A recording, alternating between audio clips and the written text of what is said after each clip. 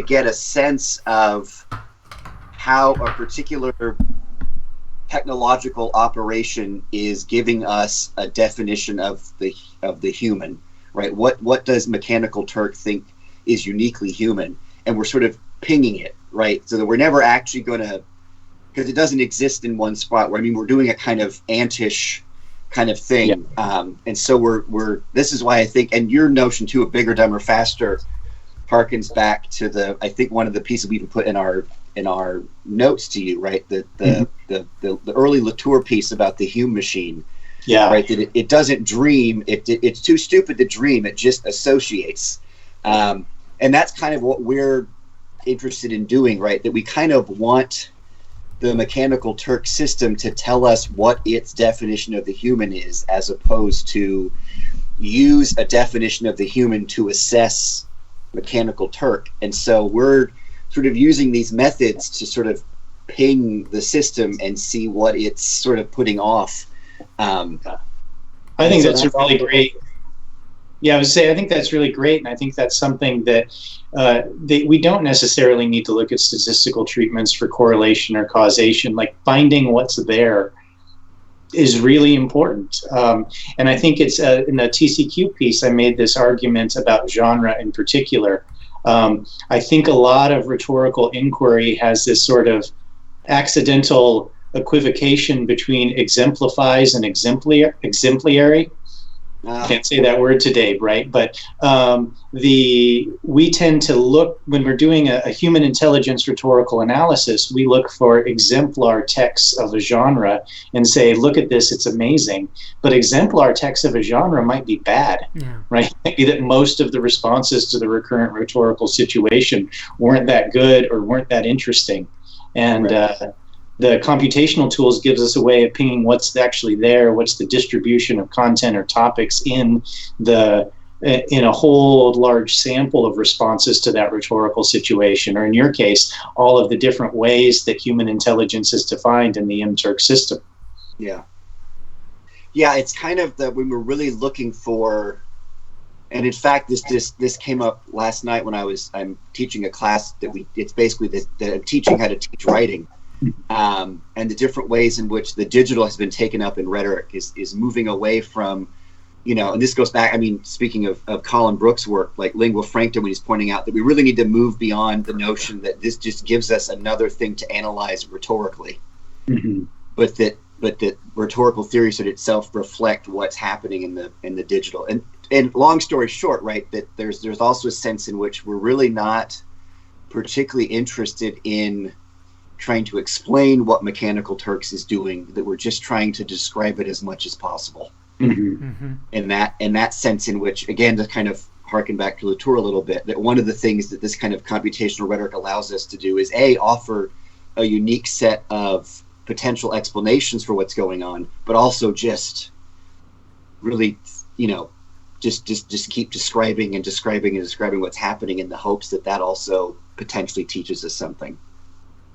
Yeah, I mean, that makes a lot of sense to me. In many ways, what computational rhetoric does, precisely because it's dumb, is all it can really do is describe. It can't explain, because in many ways, what human beings are uniquely good at probably is explanation, which in some instances actually becomes a kind of its own problem, right? We keep wanting to jump ahead to explain what's going on.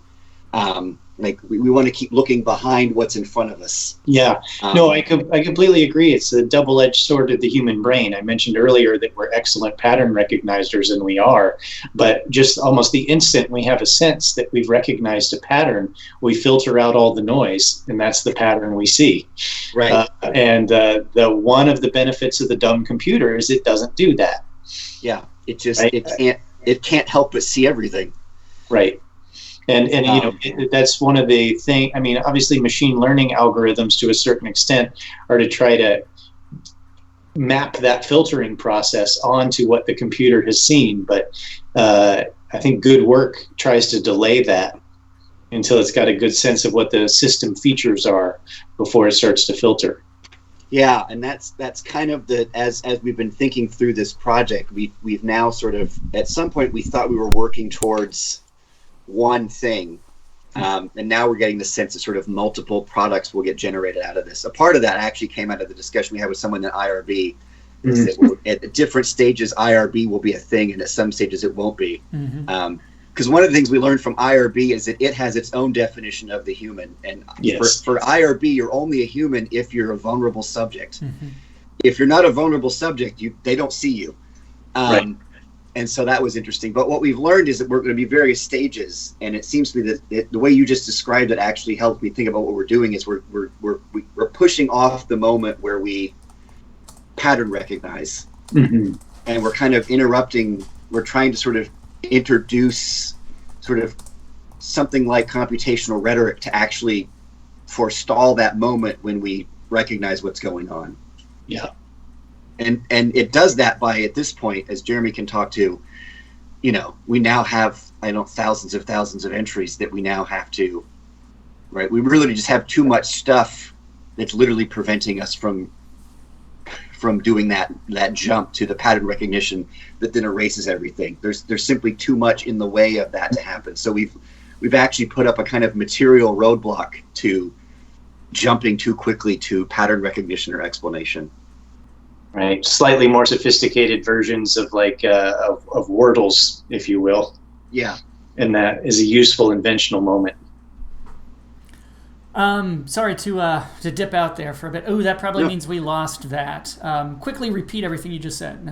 We actually we didn't really say, it was kind of the notion of you've got the thing in front of you, and in part you want it to tell you something about itself, but you've got to do a lot of work to get that to happen. And so Scott was talking about just some quick visualizations that you can sort of use to kind of get going, right? You can do like a Wordle that at least gives you some sense of what's there, and that's actually where I most like the out-of-the-box solutions that were developed by computer scientists. So bag of words models, term frequency, inverse document frequency stuff can give you this sort of 10,000-foot view of what you're looking at, and allow you to articulate a more sophisticated approach to going through it.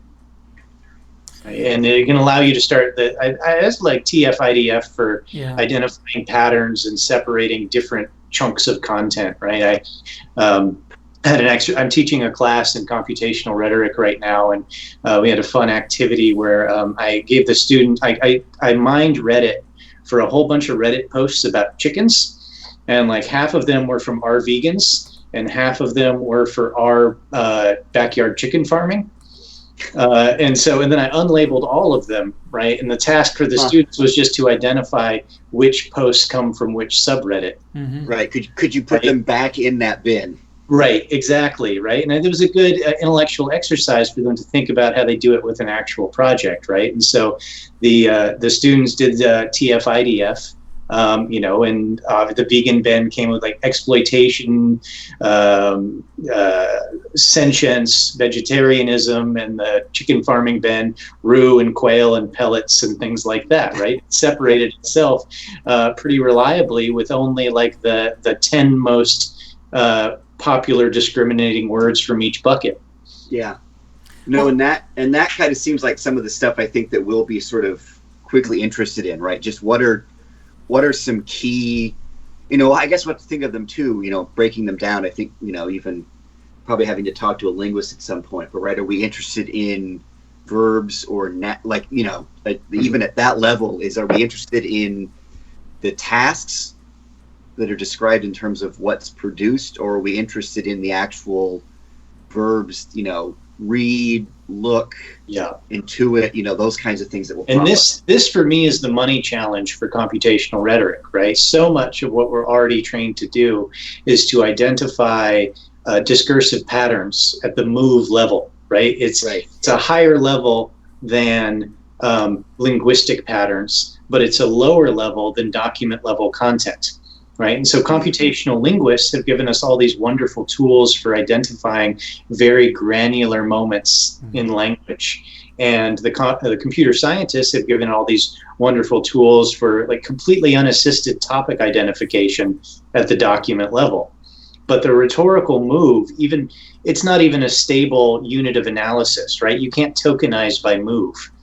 And so that's I think, the gap that we need to cross, and that's so in the project we're working on now, we're just trying to identify these very specific relationships in text, and it turns out we have to take what the computer scientists have given us and take what the linguists have given us and put it together, right? So we have a process of identifying keywords, and then another process of identifying the relationships among keywords, and from that we can start to figure out something like a move in a text with some level of minimally acceptable reliability. Never as good as a human, but bigger, dumber, faster.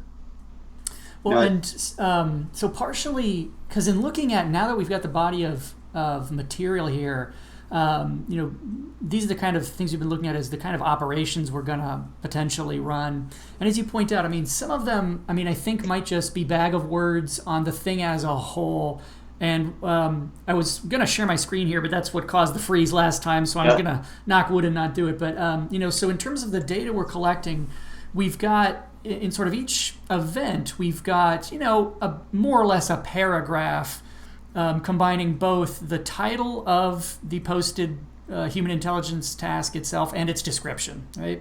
And then connected with that, we've got different forms of metadata ranging from, the time allotted, how many hits are available, and then with a smaller sample, because we've got two pools, one of them is more metadata rich, but it's a lot more labor intensive to collect, so it's a lot smaller and it's separate. But that actually tracks things like Turkers sentiment, right? Because Turkers have third-party platforms where they do things like report, does this requester compensate fairly, right? I see. So textually, each sort of event, only has about a paragraph-ish of textual material, but then variably there's these, metadata aspects that are potentially interesting for correlation or association, right? So, we want to do some different things, maybe just, looking at the textual content as a whole, but then also potentially doing, some document clustering, potentially some unsupervised clustering, so that we get a sense of what are the categories that these different kind of jobs fall into, right? Because I have an intuitive sense of just, in looking at a lot of these, what kind of things are being asked for on Mechanical Turk. And, I think there are sort of rough categories of, things that humans, that are trivial for humans but non-trivial for machines, and those kind of things are like, are using our sensory data, using our feelings and emotions, right? What does this, here are 5 possible emotional responses. When you see this picture advertisement, does it make you happy, angry? Right. That's stuff that's, and so I have a sort of rough sense of that, but I also don't want to sort of pre-prejudice, I've got my formulation, so I'm going to try and push these into it. This is a case where it's helpful that there's a lot of them, and I want the machine to cluster this rather than me to build a schema necessarily. Mm-hmm. And then potentially we might want to do, some word embedding stuff so that we can, get some sense of context potentially. So it's not just, just an empty sort of what are the terms that pop out, but, term distance from each other and that kind of thing. But again, it's as Nathaniel pointed out, it's not quite the situation where we have a specific question we want to answer, and so we want to pick the appropriate method and then defend it. And we don't really want to get into the weeds of how you set this up and why you're using your variables, why set this as your n-gram. It's like, I don't really want to get into that so much as maybe run a few of those and look at the different things that are popping out and kind of wrestle with what we're seeing there, right? Get sort of an exploratory sense of the depiction that's being made here. Yeah. Depictions, Well, the first thing that comes to mind, I don't know if this is what you're looking for, but a process that's worked really well for me in an exploratory way is I find trigrams particularly useful. Okay. And so I have this 2-step process where I get all the trigrams out of a document set, and then I do a filter on it where I only remove instances where two of the terms in the trigram are stop words. Okay. So it preserves a certain number of trigrams with prepositions, and this starts to give me some really interesting framing information. And so I was doing this recently on a project where I was trying to trace over time change in how medical researchers are talking about opioids and addiction. And it turns out you can use these to really plot a shift, like with the emergence of public awareness of the opioid epidemic. Biomedical research is subordinating the ethical commitments they have to patients to the ethical commitments they have to society. Right. And so the prepositions and the term pairings are key to see how they're framing addiction, how they're framing opioids, how they're framing ethical obligations. And there's more to it than that, but that was the first step that let me see that these patterns were happening. Yeah. Okay, so you were wanting the ones with two stop words. No, the other way. So okay, I made sure that in any case where you had like a stop word in the middle, basically it would preserve it. Okay. Right, so that I would have, I don't have a good example, but an example is common for my field. Difference between rhetoric of medicine and rhetoric in medicine is really important. And so if I preserve that structure through the trigrams that I'm looking at, then that tells me something about the way a particular text is talking about the relationship between language and medicine. Yeah. Yeah, and so that's a great. And part of this is, since a lot of this is new to Nathaniel and I, part of it is also just, we know how to do some of these operations, but we really don't have a fine-grained sense of like what you're pointing out. This is a case where you want to preserve things like prepositions because it's going to show something, I mean, this is part of what we're doing is we're, I think, partially cognizant of our own ignorance. That we're using some, as your article kind of pointed out, we're using some other methodologies or some other methods, and and particularly since we're doing kind of publicly, we're trying to be aware of not doing it overly sloppily, not just kind of blundering into things and saying, oh well, this shows this, but at the same time wanting to defend why we're using multiple things in a lot of different ways. Not being a cop-out, Right. Yeah. And one of the things you said before too, I mean, this is sort of a weird form of, but I don't know whether now I'm just riffing. Now I'm being just sloppy. I mean, I'm admittedly the sloppier one of the pair, probably. Yeah, and not probably, absolutely. But there's a weird sense in which our inner rater reliability for the project as the whole is that we keep getting people to come and talk to us. Like that's what keeps the project going, is we get enough people keep coming back and like feeding it. So there's the way in which we've also got this general sense of if we're mixing all of these various methods, if we can keep bringing in people that are loosely affiliated with them that give us like other things to do, then we're kind of honing it that way. So we're honing the project itself collaboratively. So in a certain sense, what you're doing right now is you're doing a human intelligence task for us. Fantastic. Well, yeah. I don't know. That's one of the things I really like about this project is how you opened it all up, right? So, I mean, rhetoricians of science talk about the distinction between the context of discovery and the context of justification, right? And we all recognize to a certain extent that there's a certain fictional element to any method section that elides all of the different things that you've tried and presents the thing that worked as though you thought of that from the beginning. Right. Yeah. And so I think this is a valuable resource for the field because it shows that iterative process. It shows all the dead ends that don't make the publication because, right, we're not even, in different versions, right? I mean, the scope and magnitude of this project, I assume, means that there will be eventually multiple publications that emerge from it. And somebody who was looking and following along could trace, oh, there's how that podcast became that article, and that other podcast became this article, and that's a service to the field. So thanks, guys.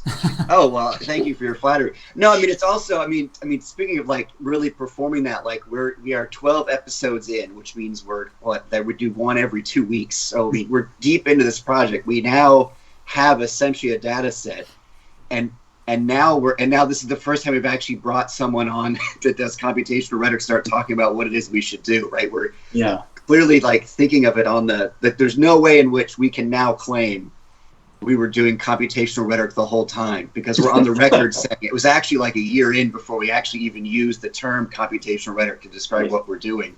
But it starts to click. I mean, I think for me that you're positioning the linguistic analysis, the fine grain, and the document level at the large scale, and the move as the thing that's in between. I mean, that's just conceptually already, you know, I'm gonna prorate that back into the project, that notion of the move and the kind of thing you have to do with computational rhetoric to get at that, because I think that's in part what we're interested in, right? What move is the mechanical Turk making, and what does that move do in terms of I don't know, ontologizing the human or something like that. I mean, there's a sense in which there's also a kind of theoretical aspect of what we're doing, is that how does that move it's doing, and that move that's happening at the level of the way the hits are defined, the way that metadata might actually be defining that move, is that there's actually a theory of the human is being proposed, but in a totally distributed way. It's just some notion of the human is emerging from the mechanical Turk, but I think that's a move we're trying to identify. Yeah, that makes sense, and I think there's a meta move moment there. If we can get alliterative. That's really interesting to me is that one of the moves of human intelligence, it seems, in the MTurk community is basically, for rhetoricians, it would be move identification. Right, but if we want to extract it to other tasks, it's like a computer can make incredibly regularized agential cuts. But if the boundaries of the things that you're looking at are highly variable, then a human has to make those cuts. Yeah. At least at present, or those will be developed. But. Yeah, no, what we're starting to see, and Jeremy can talk about this more, is we're starting to see human intelligence tasks that are unreadable by humans, and so it's unclear who wrote them and who they're for. Because at some point there's a sense in which, and Jeremy kind of alluded this earlier with the joke, it's now unclear whether or not these human intelligence tasks are in fact being completed by humans. Right. It could be that people have, or written by them.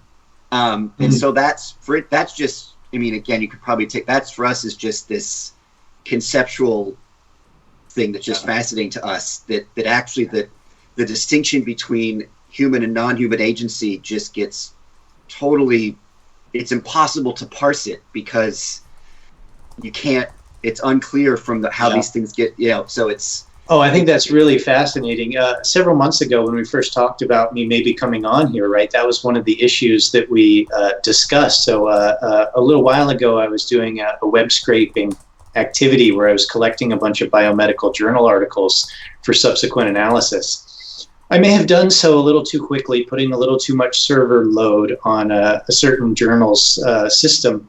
And I got IP blocked, which is, expectable. But I also received a very angry letter from the head of information security for the university that copied a very angry letter from the journal.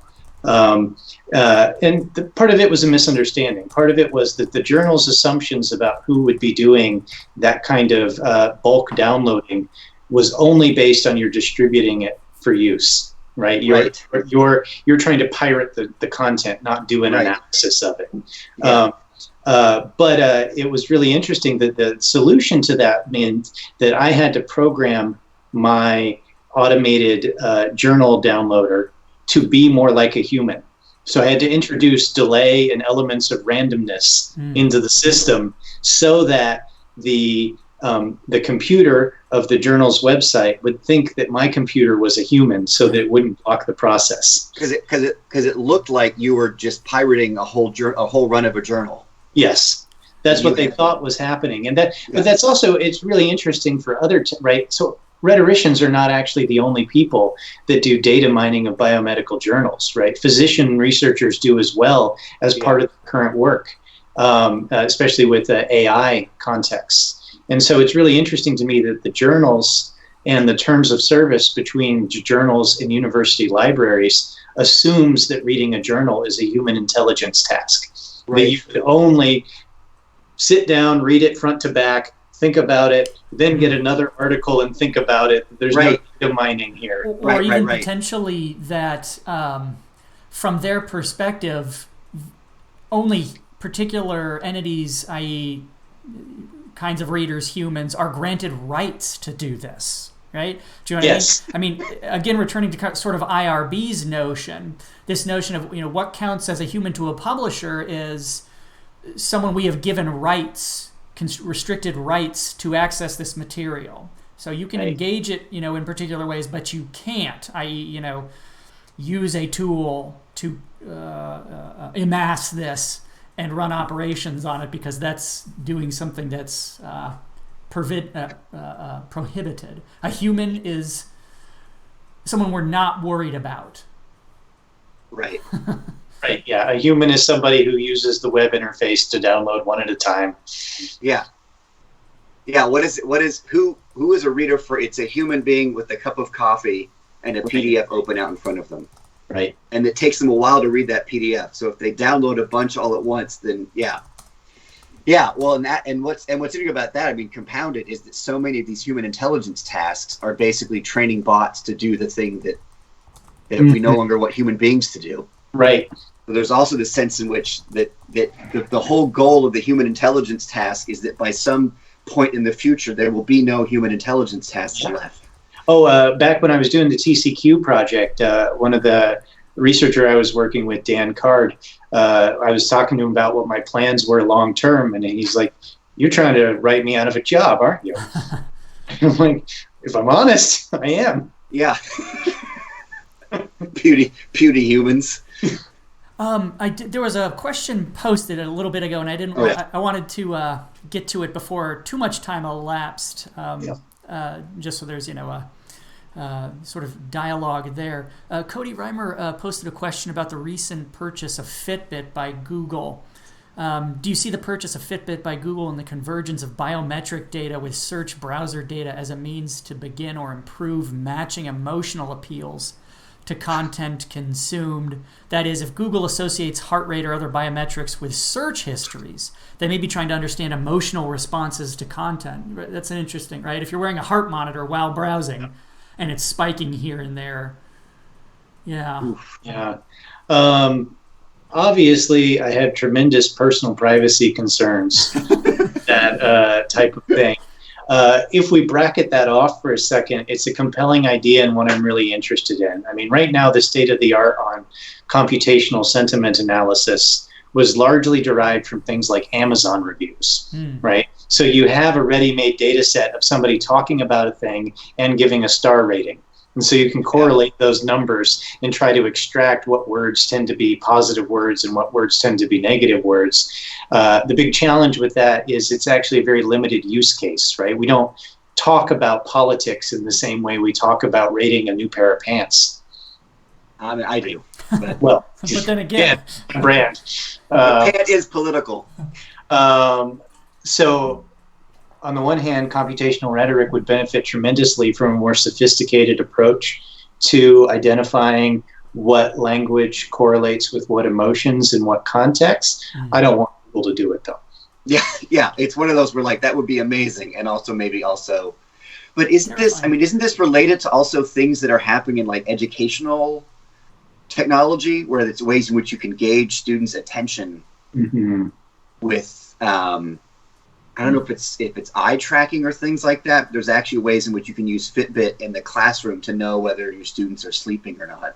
So I mean, it very clearly becomes right. I mean, part of the concern is that if you just look at it as a potential source of interesting data, sure, but it's so tied to, you know, you know, observing of behavior and potentially policing behavior that it's, you know, that it's got that's bound up in it, that it's not just that Google's using it, but that it's also can be, you can now port Fitbit data into like Canvas or Blackboard, right? Or, you know.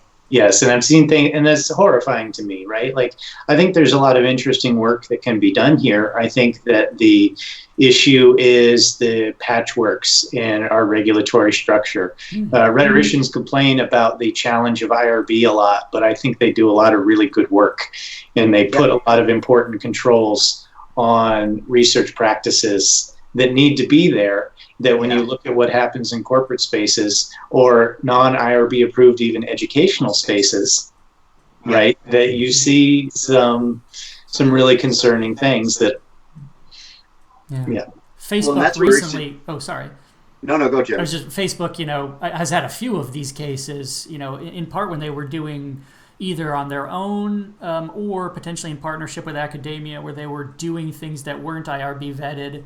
And that raised legitimate questions. I mean, you know, even simple things like notifying people. We just had an election, notifying people to vote, and the potential there for you know, associations with political parties. You wouldn't necessarily see that on the face of it, but potentially political parties divide along. You know, do we want more people voting or do we not? And so tinkering, I mean, you know, they were doing tinkering in people's feeds without necessarily giving them the ability to opt out of that, or, you know, even notifying them they were subjects.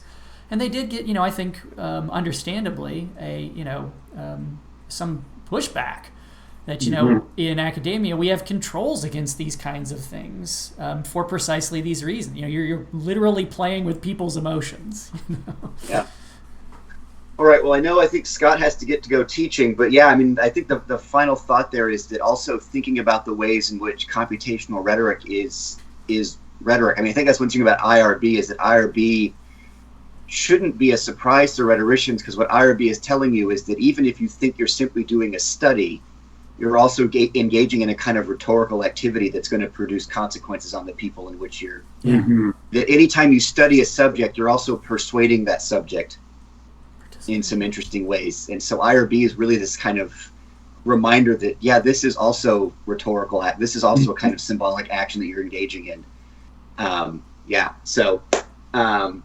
Okay, I don't know why I clapped my hand like we're in a meeting together. No, it's all right.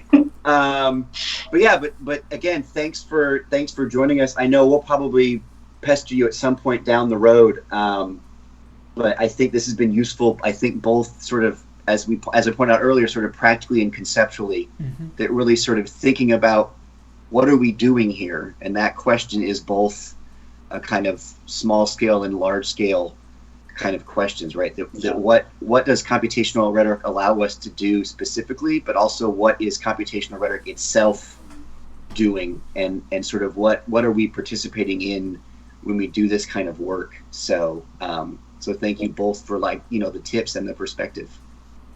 Yeah, I really enjoyed this conversation. I appreciate it. I'll put in a plug for my collaborator, just Please. To think more about computational rhetoric. So Zoltan Mojdik has a new article in TCQ. It's a computational analysis of framing climate change in the complete congressional record for like 30 years.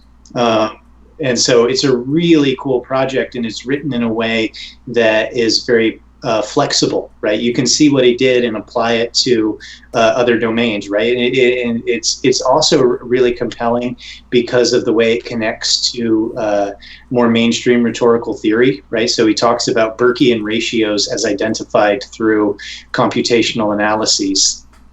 And it's a beautiful moment. So if anybody wants to find out more about computational rhetoric right quick, get Zoltan's article. It's a good one. Okay.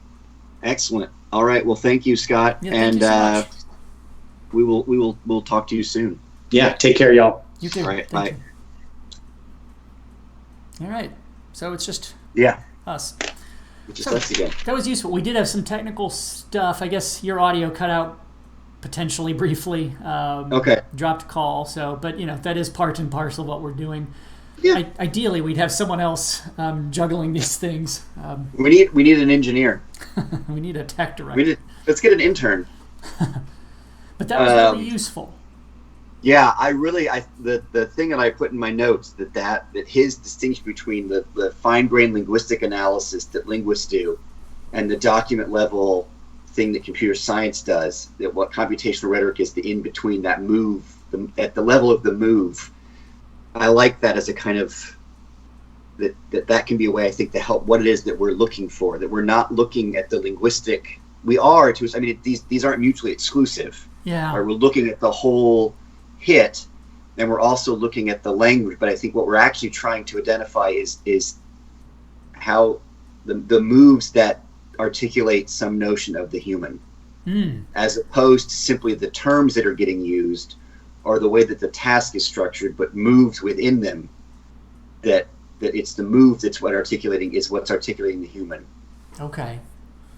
If that makes sense, right? That if we looked at simply the language, I wonder if that does enough. But we want to know that this term is being used that's why the trigram he was talking about is kind of interesting, right? It's not just learn this, but what would be the preposition that would go with that, I think, is going to be interesting for us.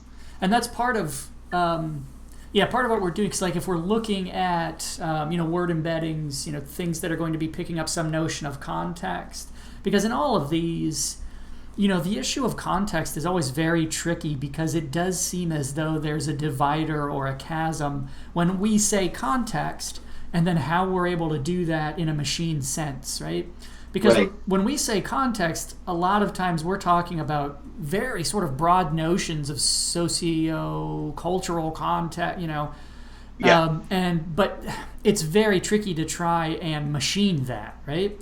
A lot of times when we're talking about language in context, as far as I understand it, on the machine side, what you're looking at are things like proximity of words to each other, right? Yeah. How often, or it's meaningful to get differences of preposition here because it shows, semantic difference there, or these terms potentially, or related terms potentially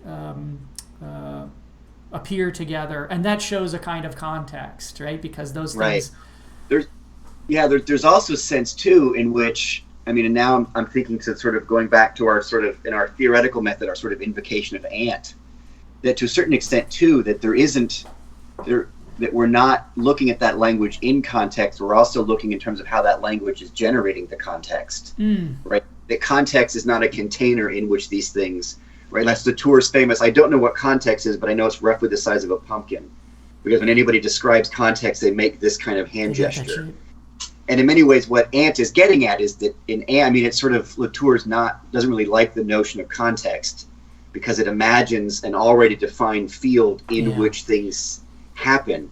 So in many ways, what Ant is doing is that there's no context, there's just association. Right, it's building out. So in many ways, that the relationship between the words that relationship isn't in a context, that relationship is the context generated by the association of those words. And in terms of the kinds of operations, so now that we've assembled a corpus, we have some data things, I think the next step is this question of the operations we're going to perform and see what shakes out. And and so in part, like, I think the next folks we'll probably talk to are certainly Scott was one of these people, but folks who can talk about, here are the things you might do. So potentially some linguists, potentially also some people who work in text mining.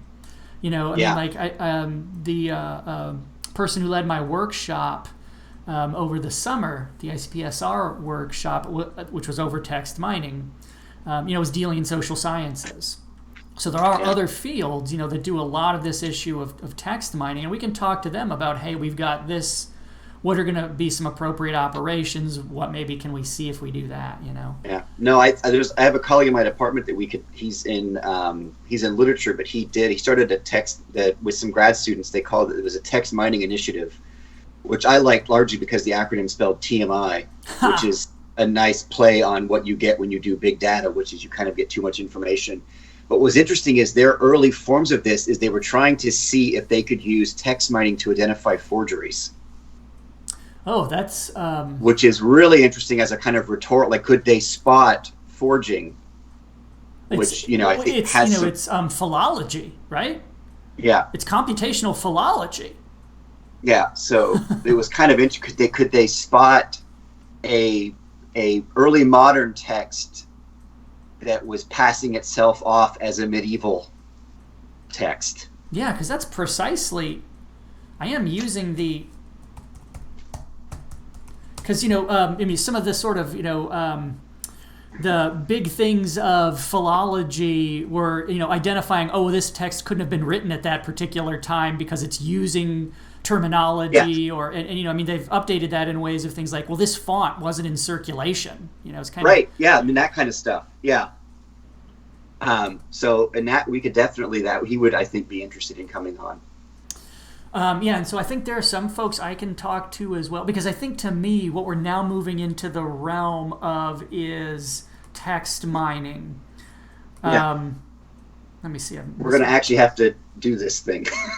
Well, I mean, the good news is those are doable operations, and Oh, yeah. Yeah. I'm not too worried. I mean, I'd be more worried about if you look at Scott's article, we have to now take a segment of the sample, code that, come up with a coding schema.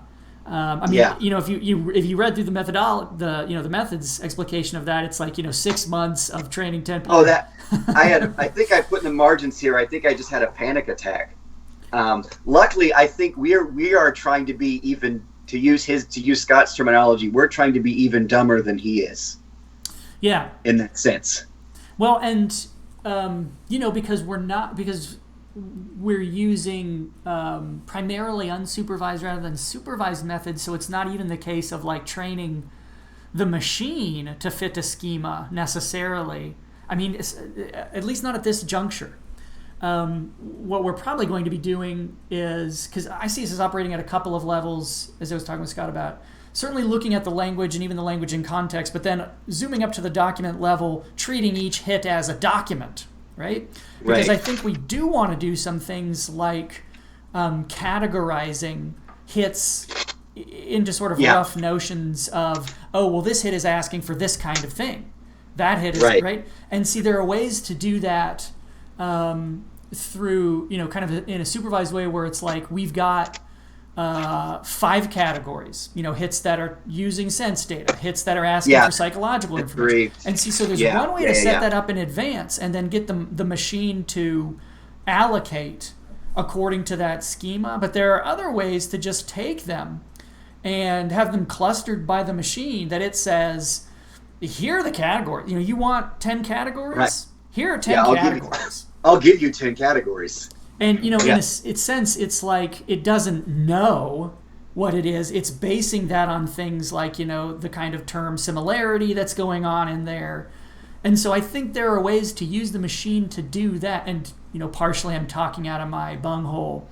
But I think there are ways to do that and still be, not sloppy. I mean, do that and see what the machine spits out.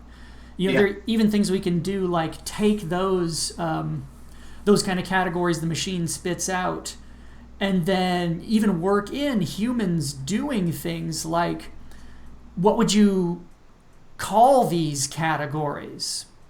Right. Because there are even things you can do like term intrusion, where if these are the terms in this category, if we throw in a dummy term, can people reliably pick out this one doesn't belong, right? Because then it indicates your categories are coherent, Right. right? Because if there's phony data in there, it's like, well, that doesn't fit.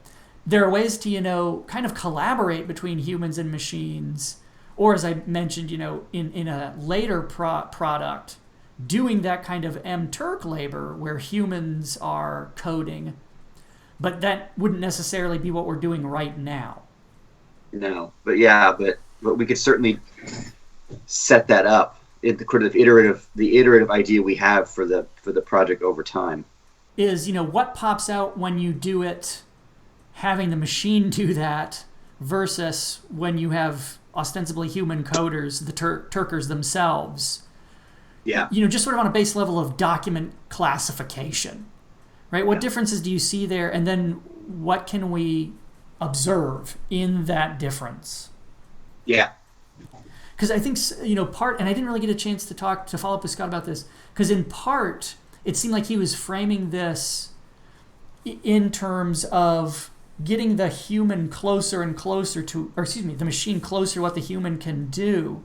And we may be more interested in not framing that in terms of similarity or perfection. Do you know what I mean?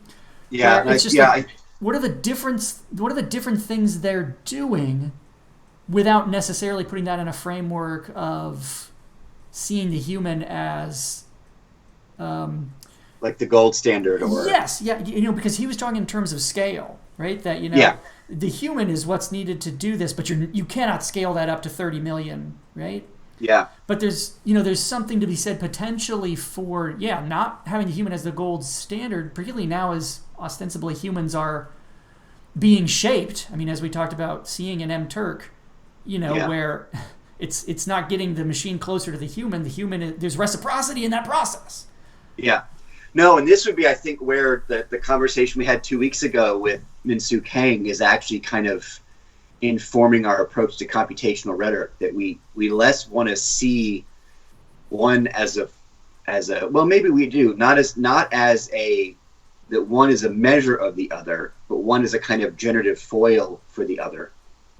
We don't want to rank those differences. We want to sort of play with those differences in the ways in which in his history you can see those differences being played with at various moments, that we're not really interested in firming up a distinction, but tracing yet another iteration of that distinction, with the ways in which we talked 2 weeks ago, that we can, one of the ways that we can see our project right today is we can see our project is taking part in computational rhetoric in some way. And 2 weeks ago, we were also seeing our project as actually an extension of the kind of work that he was doing historically. That we can see the Mechanical Turk with Amazon as yet another round of the human automaton, dance or whatever, right? Yeah. I'm now thinking of the Andrew Pickering, right? The kind of dance of agency that's occurring. And we're looking at yet another iteration of that.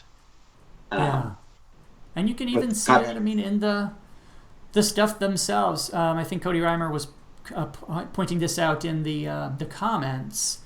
That reciprocity we're seeing rapidly in the job posts and the responses to them, right? Right. Here's a job post. I'm a Turker, but I could make much more money if I just set up a bot to do this for me, right? It's psychological surveys. Let me just set up a bot to just put in answers. Now the people who asked for this job know I'm a machine because my answers are not sufficiently human. So I need a better bot, that tricks it a little bit further. There's a reciprocity there as well.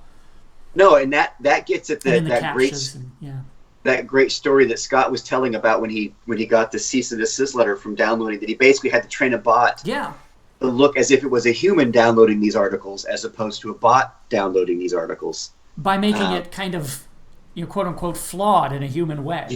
Yeah, which is really interesting because it's an inverse sort of his earlier statements, talking about how the human as but to actually make it look more human, I actually have to make it not as good at downloading efficiently. And so there's this, again, that's that interesting play that I think we're interested in. In one context, the human being is clearly doing something at the level of pattern recognition that machines just can't do.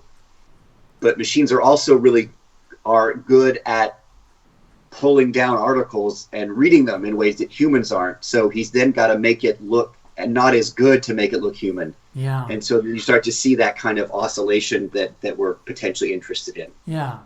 So our overarching question then is, what does this entity tell us about the ways those lines are being drawn, right? Yeah. They're and constantly redrawn, right? Yeah. It's such a situated and rapid recalculation, but it still has coherence. It still has coherence. I am not a machine, and a machine is not me. but it's No, such a interesting redrawing. no. What's interesting is right if we get the historical scope, and now the sort of what we feel now is this contemporary scope where there's all this oscillation and ambiguity. But you're right. But at no moment during the day do I actually look in the mirror and am confused about whether or not I'm a human. Well, right. Okay. I mean, asterisk by all of that. But I mean, I'm trying to sort of get at what you were saying, which is that there's actually still this coherence, despite the fact that historically and in the contemporary moment, there's constant worry and anxiety and transgressing and reassessing of these boundaries. But at any given moment, there is a kind of felt coherent distinction between one and the other. Yeah, and persistence of that as a meaningful. One thing Minsu Kang's work shows is the persistence of that as a meaningful question, right? Yeah, I mean, which is probably what maintains it. The coherence comes from the fact that we keep worrying about it. Right. Yeah.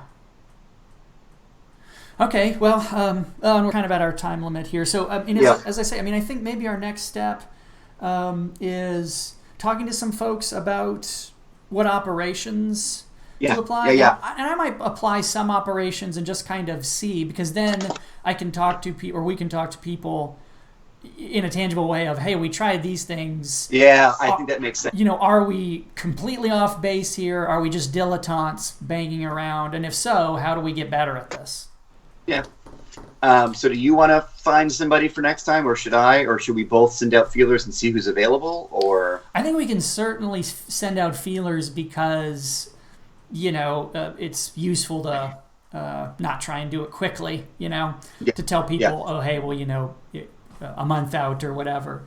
But in the meantime, I can start doing some text mining stuff and just kind of see what pops out.